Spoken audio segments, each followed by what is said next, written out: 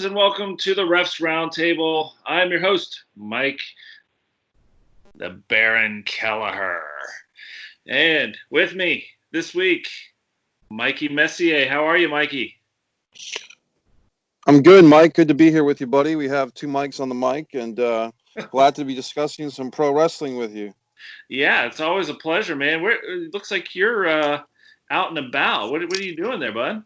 Well, I'm in the backyard here. You know, as people may have known, I've moved to Florida, and although I am respecting the quarantines and wearing masks in public when I go out, I am able to go on the backyard a little bit, so that's nice. You know what I mean? Well, I did notice that it was trending on Twitter that you'd moved to Florida, so Yeah. so that was nice. Now we get to pay off and to get to see. I see the reflection back there, some of the trees and stuff. So Yeah. nice.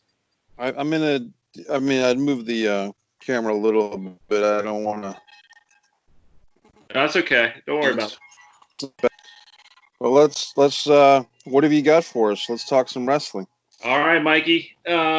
This week we're going to talk real briefly just about the three main shows for pro wrestling on TV right now: Raw, SmackDown, and AEW show.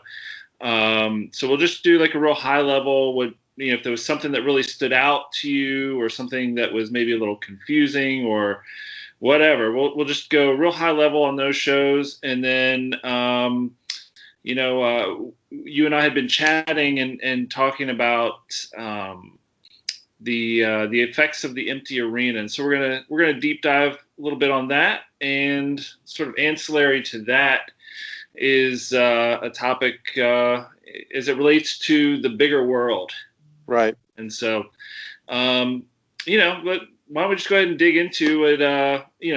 Being that it's the show that's furthest from us now was Raw. Why don't we start with Raw? Sure.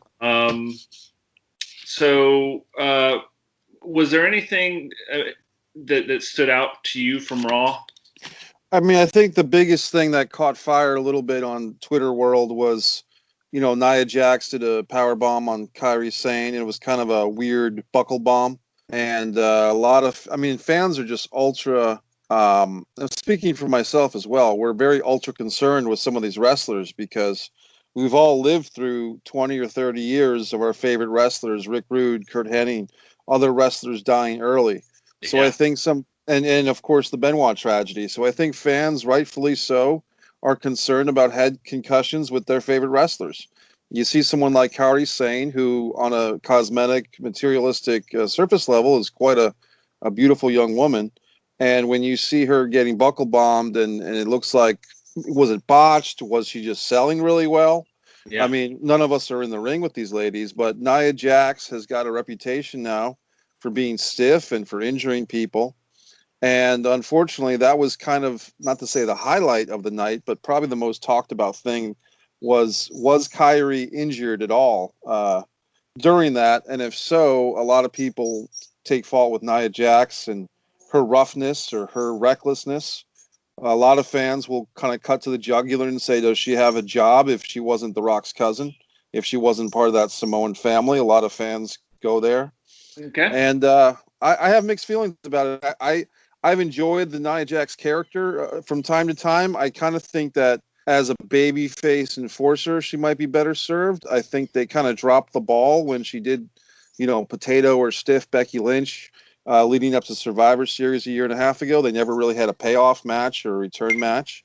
Maybe Becky didn't feel like she wanted to work with her, and at that time, Becky's stock was through the roof, and Becky moved on to Ronda Rousey. They just had some backstage confrontation where Becky Lynch kind of chumped out, I think at the Royal Rumble.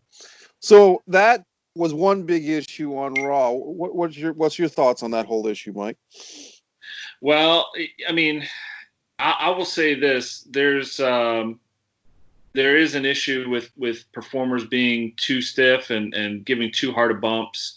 That's always been part of wrestling, and it's something that I think now they are looking more closely at. So hopefully Kairi was just selling it really well, and she's not hurt as bad as one might think she could be. And the other, but playing devil's advocate, I'll say you have a woman who's, I think Nia Jax. Please forgive me if I'm wrong, but isn't she like 275 or so? Yeah, she's a pretty big girl. She's And then about 275, and is yeah. probably like 100 pounds soaking wet. Yeah, I would say Kari's probably somewhere between 100 and 125 pounds. Yeah. Yeah. So uh, I don't know. Like I think as a professional, you have to be skilled enough to be able to work with people of different sizes and weights on both ends of the equation. But I feel like the propensity for somebody to get hurt when you have such a huge disparity in their size is greater. Just because it doesn't take much for the lighter person to get thrown around with much more velocity than maybe what they're expecting or planning on. So all I'm going to say is I really hope Kyrie's okay. I didn't quite understand where they were going with that story though, because it's just I know they're trying to get Nia Jax back into the fold and get her, some sort of angle for I don't know, maybe it's a title shot or from what I understood, Mike, this was oddly enough a rematch the week before. Oh yeah, the women competed in a Money in the Bank ladder match, qualifying match, but that wasn't this match. That was the week before that Nia also won.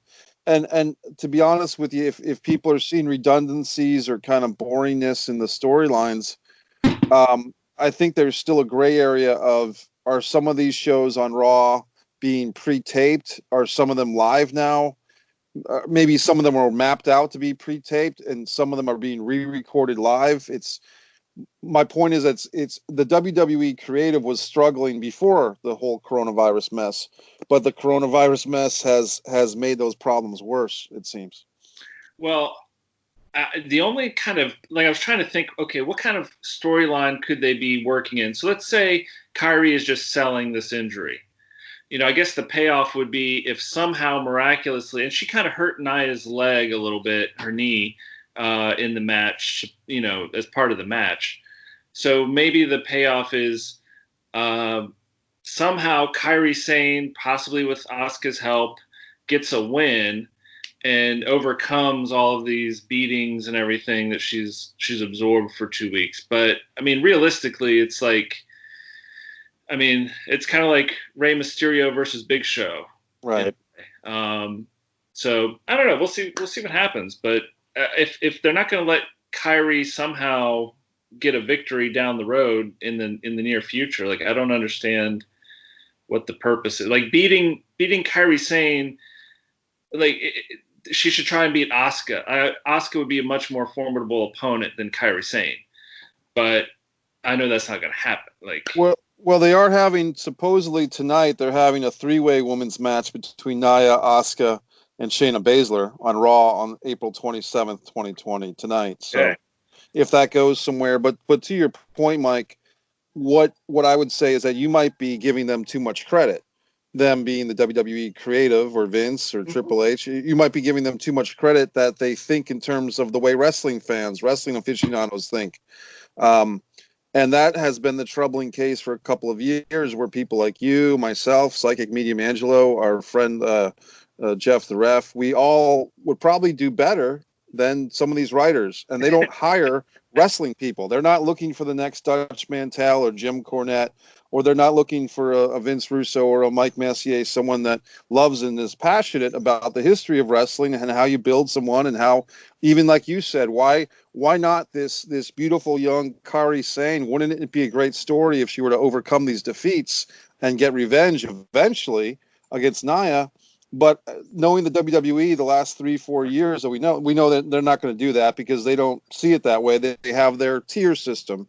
Nia is on a kind of a B- tier for these women, and Kairi as a solo, for whatever reasons, at a C- D level. And it's unfortunate, but that's just the way it is with that company. Well, time will tell, my friend. I'll tell you the real highlight, I thought, aside from Alexa Bliss and Nikki Cross winning their match, because I'm a big Alexa Bliss fan, I thought Lacey Evans defeating Sasha was a good match, and then I really liked Aleister Black's match against Austin Theory. It was a great match, and more kind of like a sidebar to that. I really am falling in the camp of Zelina Vega. Like, she's doing a lot of great work on the mic and as a manager, or I was kind of lukewarm at first, but after last week, I was really digging what they're doing with her. I've met Zelina Vega in person. She was friends of filmmakers, friends of mine. They used her in a couple of movies. Army of the Damned was one of them. If people want to see an early film of her acting, Wow. And Zelina is a real sweetheart in person. She's very short, as is evidenced, but even more so when you're standing next to her. But real sweetheart of a lady. But I'll give her a lot of credit. When I met her in person, she had done TNA wrestling, total nonstop action, and she was a former tag team champion. But she was kind of a dip in her career at that point when I met her. Mm-hmm. And the way that she's come on strong, playing AJ Lee in the film Fighting with My Family, that was a big thing, and she knocked it out of the park. And she's come on strong as one of the more marketable favorite women wrestlers. And you can tell by these Facebook groups when guys are posting pictures of her left and right that she has got a real fan base now. And she's assembled 3 of these top wrestlers. She's the spokeswoman. She's the mouthpiece. And she's got great facial animations when she's doing commentary. She looks great, obviously. And she's got 3 worker bees for wrestlers. I mean, these 3 guys, all 3 of them can work. And hopefully the temptation would be to split these guys up and have them feud with each other. If they could hold off on that for a year and let these guys get some titles, and even if they have secondary titles where each guy has a belt and she's the manageress of champions, that would be nice. I agree with pretty much everything you're saying. I did not realize that was her as AJ Lee, though. That kind of blew my mind. Yep. I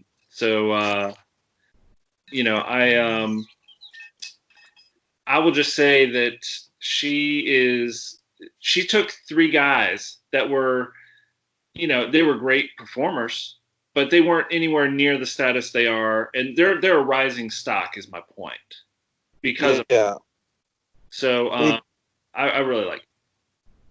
Yeah, they've done a great job with all of those wrestlers and with her.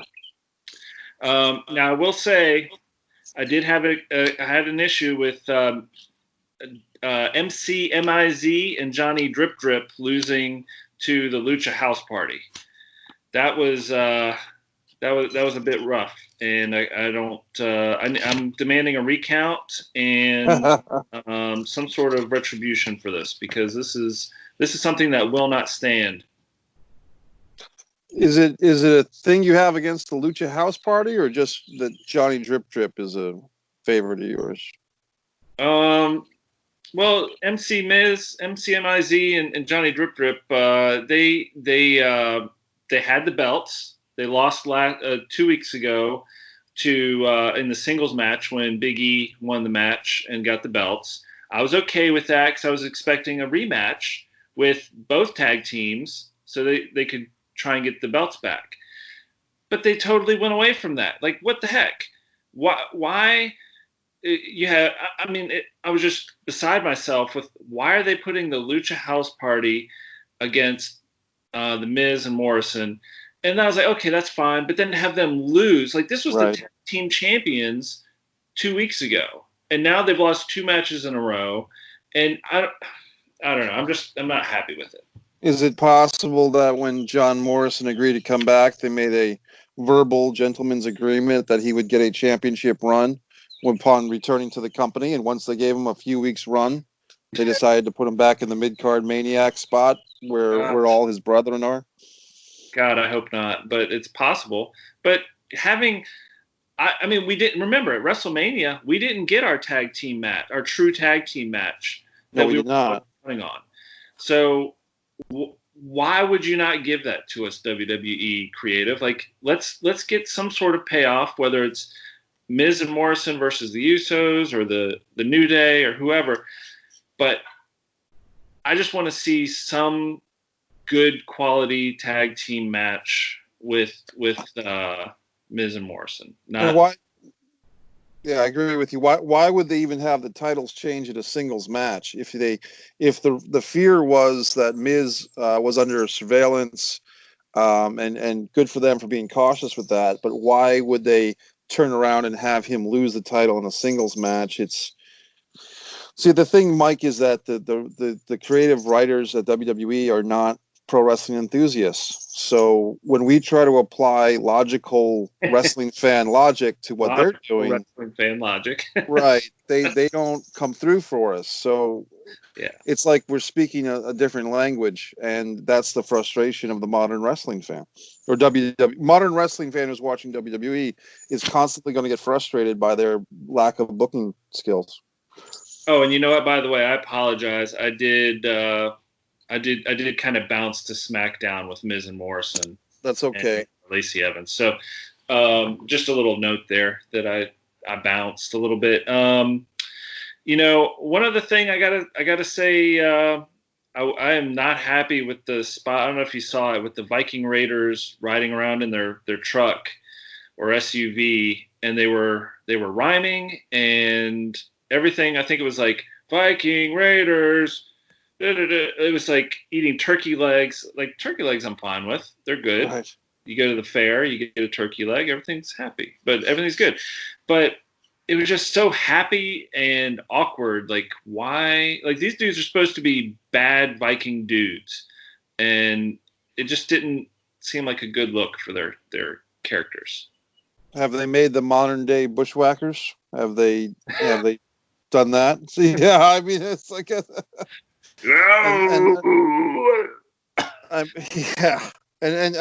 met the bushwhackers and they're nice guys, but the thing is that what happens, Mike, is that a lot of these things that we apply does not match up to Vince McMahon's vision of what wrestling is supposed to be. And he sometimes, how old is Vince now? 75, 77 years old. Yeah. He's applying these sense of humor aspects of what he finds funny, whether it's toilet humor or hillbilly humor or bushwhacker humor. He's applying that to the masses of wrestling fans.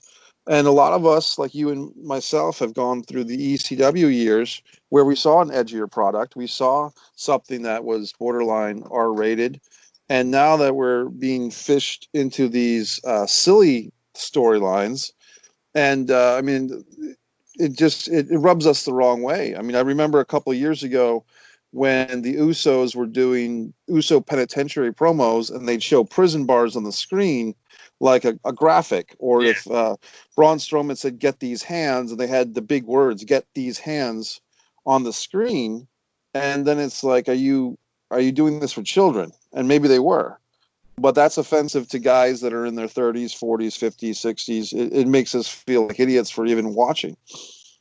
Well, I just think back about a month or two ago. Viking Raiders were helping out Kevin Owens and sometimes Samoa Joe with Seth Rollins and his faction. They were doing a great job of really developing those characters, but seeing this it's kind of cool to see the wrestlers or the performers behind the scenes, but this didn't help their characters. It didn't tell us any more about them as people.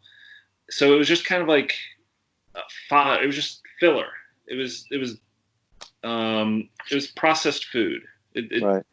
had no nutritional value, I'll say. I understand.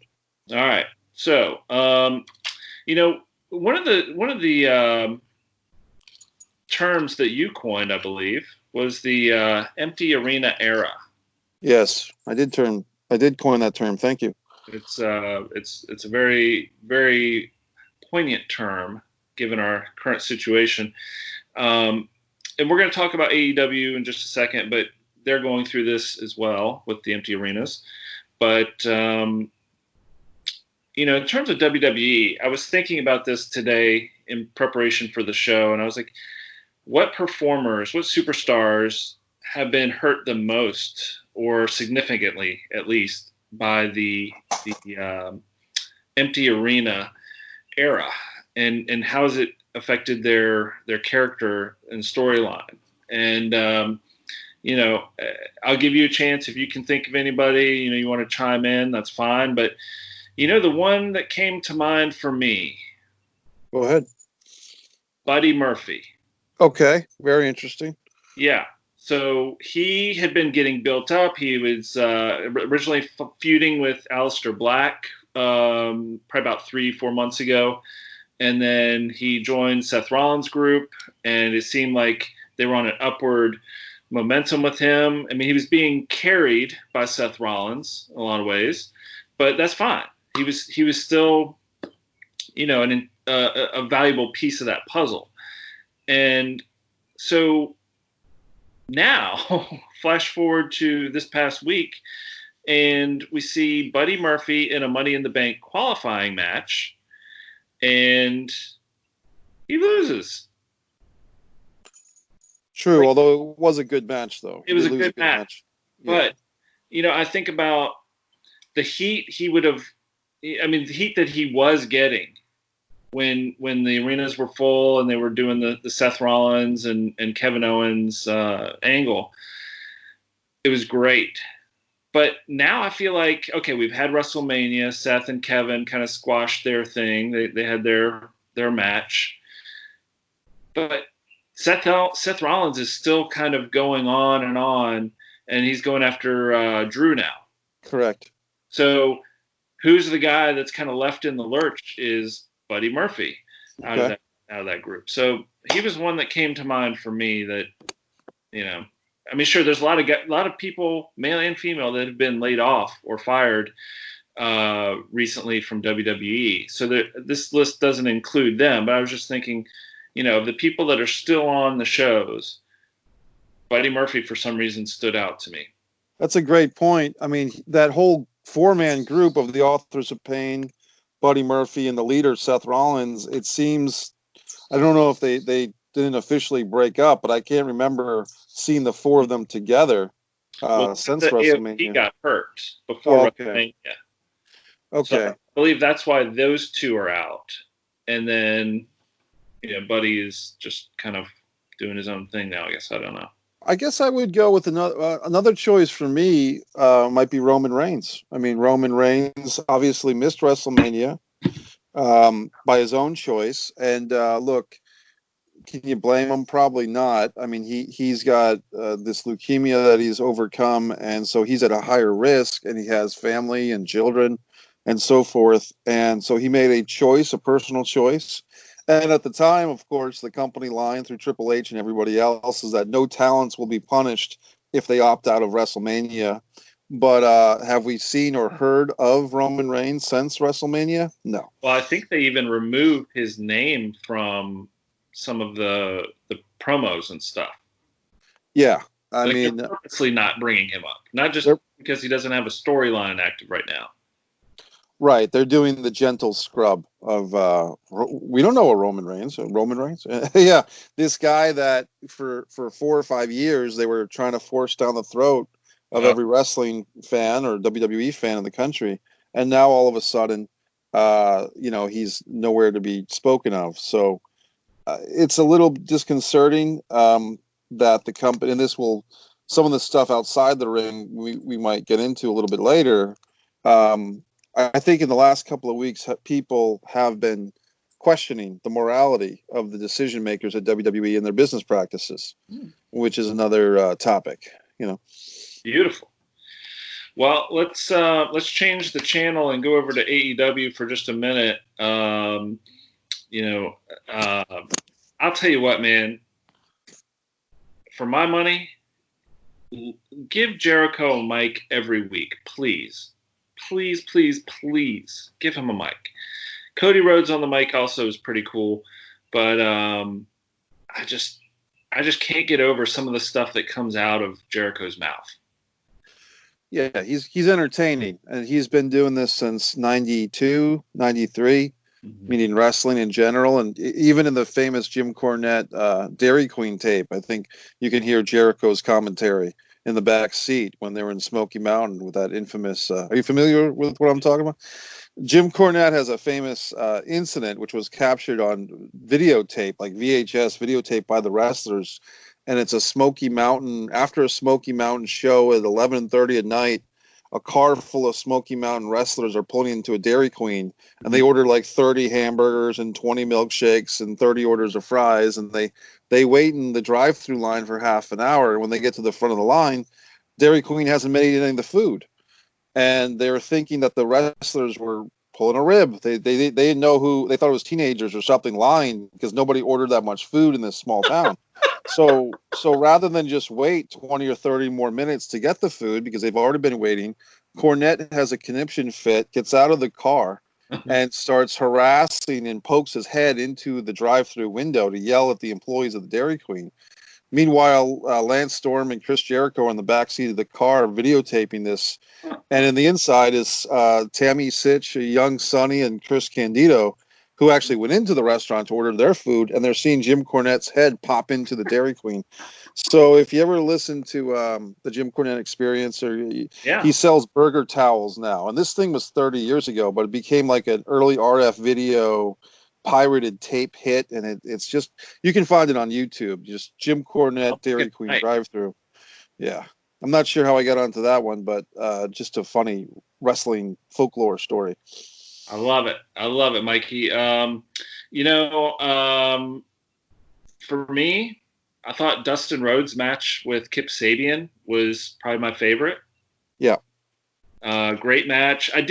I'll say this, like the whole, if I lose this match, I'm done kind of thing was a little, like they put that on a little thick for me. It made me think instantly, okay, he's not going to lose this match. I think that was Cody Rhodes. I'm sorry, Dustin Rhodes. That was Dustin, the older Rhodes brother. Yeah, did I say Cody? I'm sorry. You might have. I might have misheard you, but it was definitely Dustin. And so they might do a brother versus brother tournament final.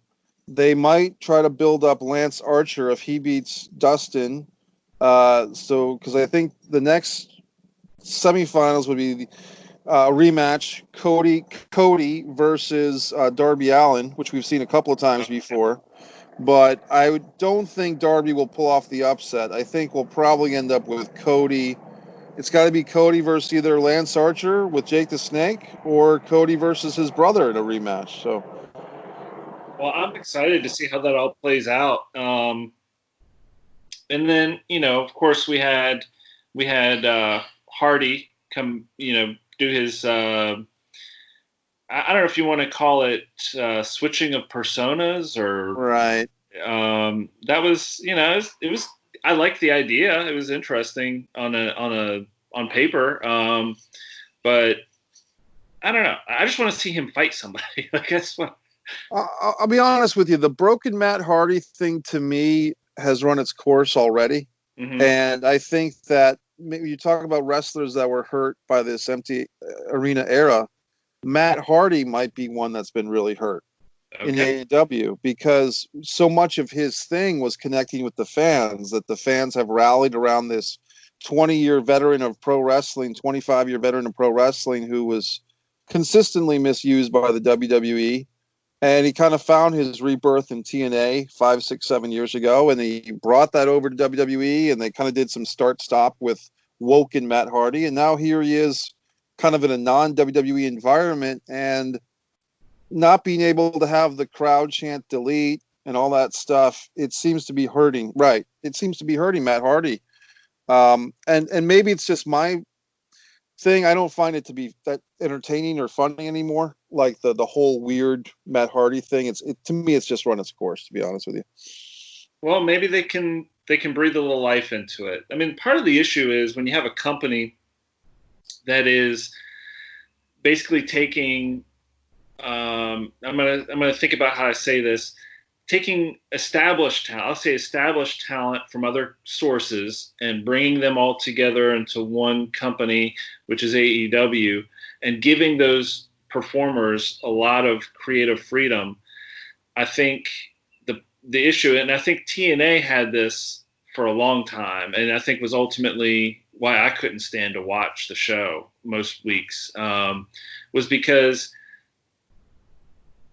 they get something that worked somewhere else, and they try and bring it over.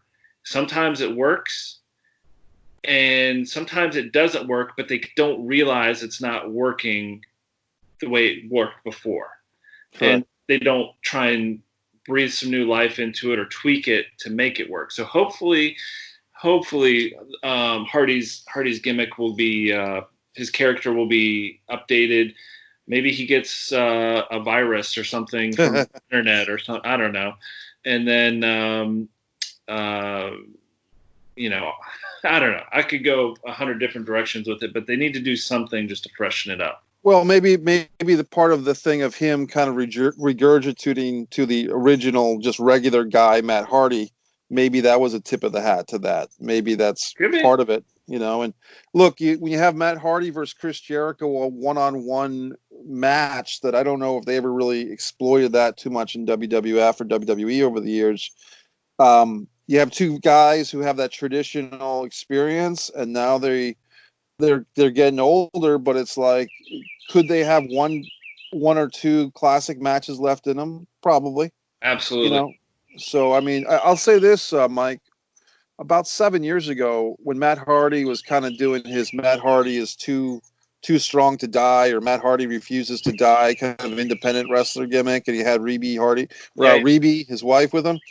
They both performed at Fall River, Massachusetts for a Top Rope wrestling show, and Matt did 2 shows for us back to back. The first month was like a 4-man match where if whoever won the match would get the title shot the next month. And to my surprise, Matt Hardy actually won that won that contenders match and came back the next month. But Matt Hardy got some of the biggest pops I ever heard in a 400-seat venue, an old-time wrestling venue in Fall River, Massachusetts, a PAL hall. And some of the biggest pops I ever heard in wrestling after many shows I've been to was Matt Hardy in front of 400 fans.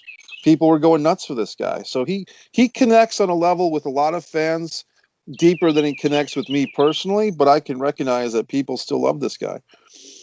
All right. Well, I learned something new today about you and your connection with Matt Hardy. So, yeah. I appreciate that. I appreciate you sharing that. No problem. So let's go ahead and circle back here. We're talking about the empty arena era, as you like to call it. Sure. And just recently, about a week ago, WWE was given essential worker status or essential company status. So basically what that means is they can now have live tapings. Yeah. So Mike, I have a hunch that you have some thoughts on this, and I'd love to hear them. I think it's essential business status, and that's so good. Right. And I think the problem, Mike, I mean, I don't know if it just is what it is. I mean, look, it's not that it doesn't take a rocket science to figure it out. Trump, Vince McMahon, Linda McMahon, they are the biggest benefactors to the Donald Trump presidential campaign back in 2016. Trump rewarded or gifted Linda with, I believe she was the head of the small business bureau for the United States, giving her a position. And the irony, of course, is that any small mom and pop wrestling promotion in the 1980s, whether it was Mid-South Wrestling or Memphis or Calgary, might take issue with that because the McMahons took, a lot of the top talent and drove a lot of these companies out of business and small businesses, right? So then I guess a year or so ago, Linda left that position and became the spokesperson or the head of the biggest Donald Trump PAC for re-election campaign funding. So WrestleMania 4 and 5, Trump Plaza hosted. You can see Marla Maples, who Donald was having an affair with at the time, in the audience of one of the WrestleManias. And Jesse's, oh, look at that blonde. And he was still married to one of his wives at that point. So And of course, we know of WrestleMania 23. Umaga versus Bobby Lashley with Vince in one corner and Trump in the other, and the loser got his head shaved, and Vince got the head shaving. Trump goes into the WWE Hall of Fame, I think, in 2009 or 10. So the point is, they're very good friends with Donald Trump, and whether you're Republican, Trump fan, non-Trump fan, independent, libertarian, whatever, you have to recognize that there might be a little bit of a conflict of interest here, or one buddy looking out for the other buddy. That's nepotism. Yeah. Right, because Florida is a swing state. Florida is a big state with electoral votes. The last couple of elections, it's gone pretty much Republican, but there's still a lot of Democrats in Florida. So it's a state that's always up for contention, always up for the vote. And if Donald put a call in, or somebody put a call in, this is just speculation, I'm not saying this did happen, to the governor of Florida, who decided to let the WWE do their tapings at Full Sail University, which apparently has allowed the floodgates for other sports, whether it's baseball, hockey, football. All these sports and all these athletes could be coming to Florida, which I'm surprised, to be honest, that it hasn't been announced yet. And they could be converging here in Florida to do their sports because of the influence that the WWE has started. And so it's a story that really hasn't been brought up much in the mainstream, which was the ramifications of WWE doing live events at a Full Sail, no audience in the crowd. No. But there was something maybe a week ago, Mike, where someone named John, it could have been a John Doe, filed a complaint, an anonymous complaint, right? Filed an anonymous complaint to a Florida hearing about the WWE, saying that he was being pressured by the WWE to show up to work for fear of losing his job. Oh. Now, when someone just puts kind of an anonymous complaint in, it could have been a wrestling fan who wrote a well-written complaint on, thinking they were doing a favor to the world, or it could have really been a WWE employee who is going to these Full Sail tapings against their will, but fears for their job security. And it's not a joke. A lot of people who work for the WWE if you're a cameraman or if you're a writer, it's very expensive to live in Connecticut. So their costs of living are very high. And we don't know that all the people that work for WWE, whether they're wrestlers or whatever, we don't know their financial status. They could be struggling. So it's not about the WWE, Hunter, Triple H, or whoever would like you to think that all these wrestling people and cameramen are coming to work every day with a broad smile and none of them have cares about Corona because we're all in this together. Yeah. But that's a big assumption to make. So that's what's going on. We have a lot going on in the world now, and it's kind of weird because I just saw today where Trump had, he was originally saying, "Oh, we're going to get everything back open, and we're going to get these economies back up and running in the different states." And then Georgia was going to open, and now I don't know if they actually did open, but now Trump is saying, no, slow down. We don't need to open up yet. And it's just weird how he flip-flops on things. And then I don't think this is going to be something he flip-flops on, but at the same time, I think people are going to run with this and try and take that inch and go for the mile kind of thing, if you know what I mean. Like expand on, oh, well, if WWE's good, then we're good, and just try and get all these other places in Florida open for regular business. So I think you're right. I mean, look, the NBA, when the NBA was the first major thing that I knew of to put a pause on their season, maybe going on 2 months ago now. It was the NBA and the NCAA basketball tournament. Those were the two. Right, and I think the NBA pulled the trigger first. It was just barely. Right. Yeah, go ahead. But I that influenced me to put the pause on a live event I had scheduled for June. So, and then within days, everything kind of fell like dominoes. So one major company like WWE, which is a major company with a lot of clout in the world, even with declining interest of wrestling fans or enthusiasm, it still is a big deal. If they're doing live shows without fans or not, that still is a big deal. And like I said, the paperwork or the writing in Florida could not just say, well, the WWE is exempt and everything else can go screw themselves. Right. They had to say, they basically opened the floodgates for other events. So like I said, NHL, NBA, they've been on pause. They could come to Florida. And the really what the difference is, Mike, everything is fine and good and dandy until Becky Lynch gets coronavirus, until and I'm not picking on her, I'm just using her as an example, because that's someone that if she were to get coronavirus and get sick, people would suddenly care because people like her, you know. So everything is fine and dandy until one of your favorites gets it. And I think even a month ago or so, there was some rumblings of a few people. I think Corey Graves' name was mentioned, of a few people having coronavirus in WWE, and that story kind of got squashed. I mean, but I remember there was a story about it, and Corey Graves was rumored to be one of them, but I'm not sure what happened to that story. It seemed to have been dropped pretty quickly. Well, I mean, you never know how true it is, number one. But number two, was that maybe why Titus O'Neil was in the WrestleMania spot where, as the host? Yeah, it might have been. I mean, I remember that. I remember a story coming out, and there was a few names that were being bantered around. Mm-hmm. And but I remember that Corey was one of the names that was bantered around. And look, we know the deal. These are some of these stories come from the mainstream. Some of them come from pro wrestling sites. Some of them are, you know, as Bruce Pritchard would say, rumors and innuendo that take life. So I'm not trying to put any scare on anybody or anything like that. And just to be clear, when I mentioned Becky Lynch, that was a hypothetical situation, folks. She doesn't have it. She's fine.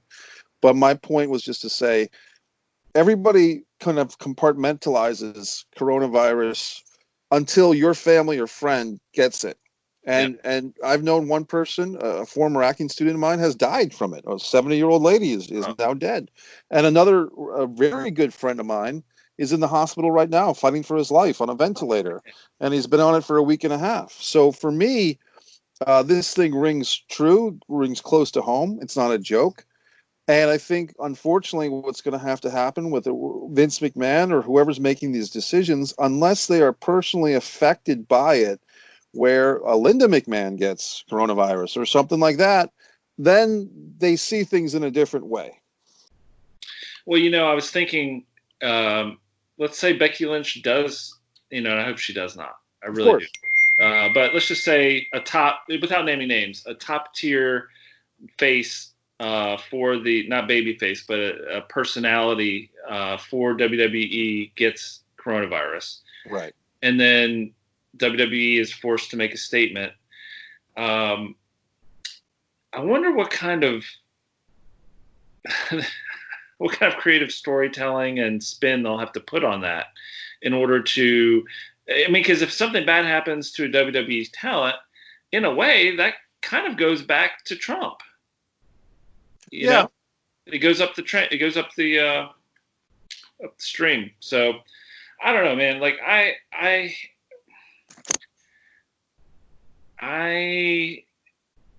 don't want to see this get out of hand with other things in Florida. I think that people need entertainment. I think it's what's allowing a lot of people to stay home and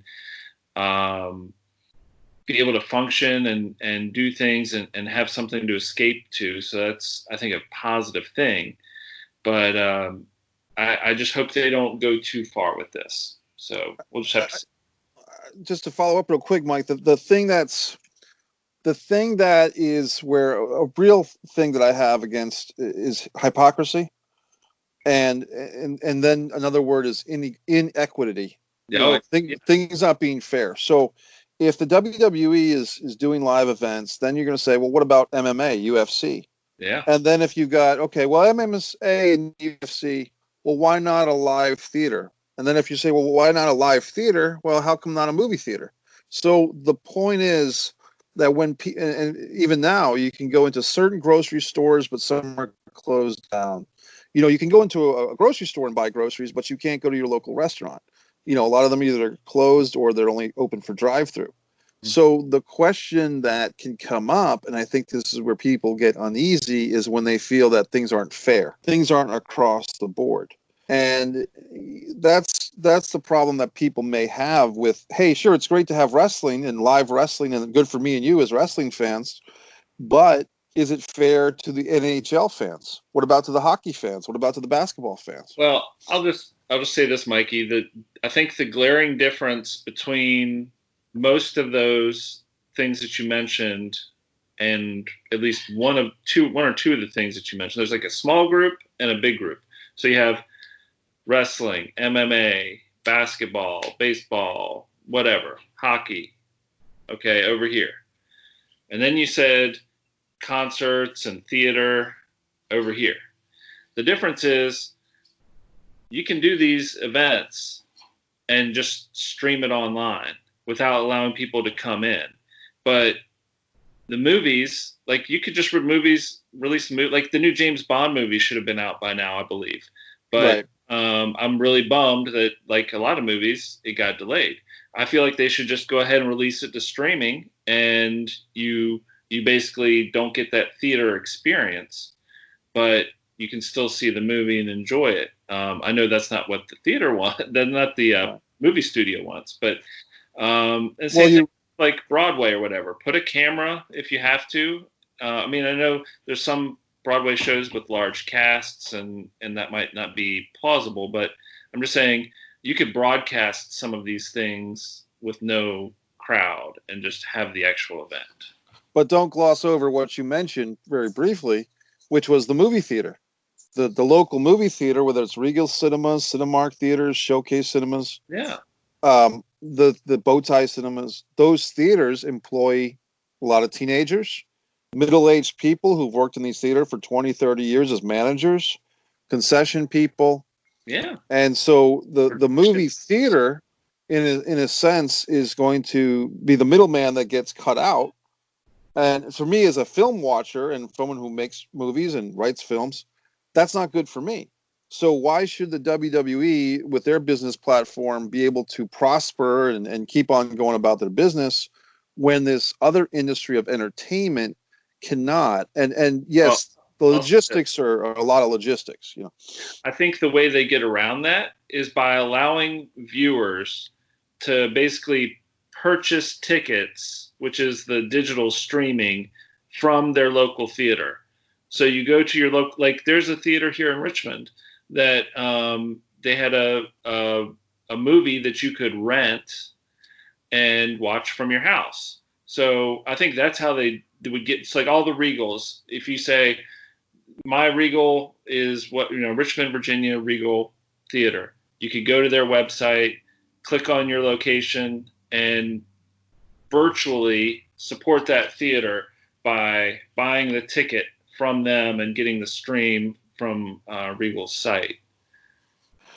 The question would then be how many people are going to be honest enough and compassionate enough to go through that process rather than just waiting for the movie to be available through their public library for free or through the studio direct streaming, or wait for Netflix or wait for Amazon Prime. How many people like yourself would care enough to say, I'm going to support my local theater and push these extra buttons and pay these extra surcharges rather than waiting a week or a month or a year to watch the same movie for a lesser price?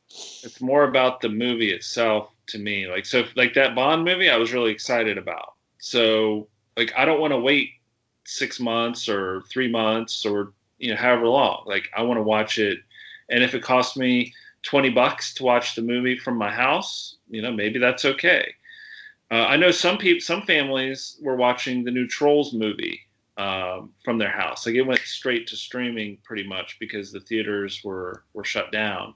Right. But I don't know, man. Like I'm just saying, I feel like I'm okay with the theaters being closed, but they can sort of work them into the revenue stream that way and give a portion of that money to the theater to help cover some of their lost revenues. Well, that's great. I mean, my point is just, and and I don't have the answers.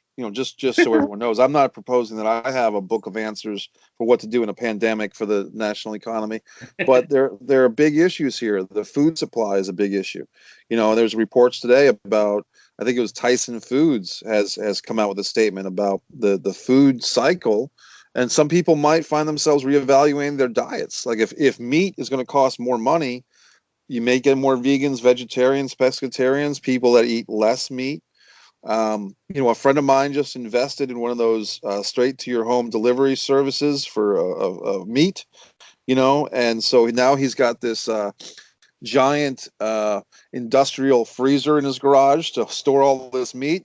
And the guy just told me, Mike, I can't believe I ordered all this meat. I had just given up eating red meat, and now I've got a freezer full of meat because a guy hard sold him on investing into this company with his money to get this meat delivered to his house. Hey, tell him I'll come by and help him with that process. He is in Maryland, so he's not too far from me. Yes. Well, Mikey, I'll,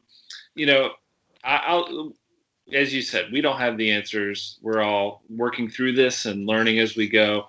But I think you bring up a lot of really good points, and I appreciate your balanced approach to a lot of this. So, as always, it's been a real pleasure to chat with you. Well, I appreciate it, Mike. And it's funny because it's interesting you asked me to be a guest tonight, because I had just started to watch a flashback episode of you and Jeff the Ref on the Ref's Roundtable, and you guys are kind of right at the point of discussing a Dakota Kai match, and it's just interesting how quickly time flies by. It wasn't that long ago that we lost Jeff the Ref, oddly enough, on February 29th, and I have told the story before, but the night that Jeff the Ref passed was I was at an NXT live house show, which might have been one of their last house shows before this whole thing happened. And I like to think that Jeff the Ref would be kind of smiling in victory, that there I was at a pro wrestling show, having sworn off WWE and all my anger, and having debated Jeff the Ref online just days before.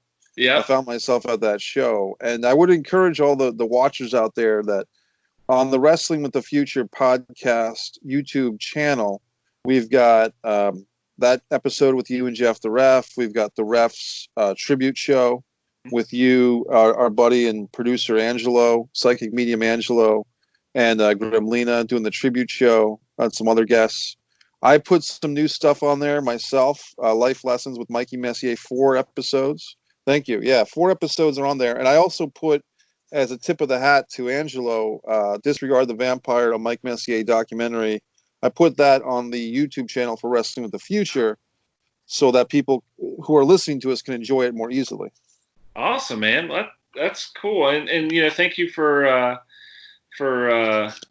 mentioning Jeff the Ref. And it was sad because he and I started doing the roundtable, and we only got a few episodes in before he passed. So I was expecting a long run of the roundtable to feature us going back and forth and bringing in all kinds of people to chat. But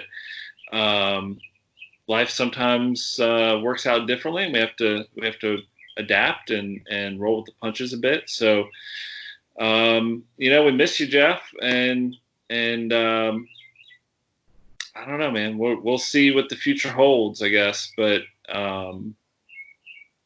please, everybody, go out, watch past episodes. Let us know what you think, and watch Mikey's movies and show him some love for that, because it takes a lot of guts to put your work out there like that. And so I'll just say, do you have anything you want to plug or anything you want to share? Well, Avalonia Festival, I still have my film festival going on. We just announced our theater festival, Avalonia 7 Theater Festival, announced our 7 winners. So if there's any actors out there, we're going to be doing some remote monologue work. So if anyone, even yourself, Mike, I have 7 great plays, and just to be honoring the winners, we'll be asking actors to perform monologues from these plays. So if anyone's interested in that, you can go to mikemessier.com. Distance from Avalon, that's DISTANCE FROMAVALON.com. Is the website for that, and people, if they're a filmmaker out there, or even someone with a cat or a feline or dog video, you can enter Avalonia Film Festival, because I have a film festival that has categories for professional filmmakers, and amateurs might find something they want to enter as well. So it's pretty open to everybody to be involved. And beyond that, the Life Lessons with Mikey Messier podcast. And but thanks for having me on your show, Mike. I really appreciate it. Oh man, it's been a pleasure as always. And again, folks, please check out Mike Messier online, and please stay tuned to the Ref's Roundtable as we come at you every week with a range of topics and opinions, I'll say, in the world of wrestling and other things. So if that's all we've got this week, I'll say, Mike, thank you again, and we will see you all next week. Everybody, take care.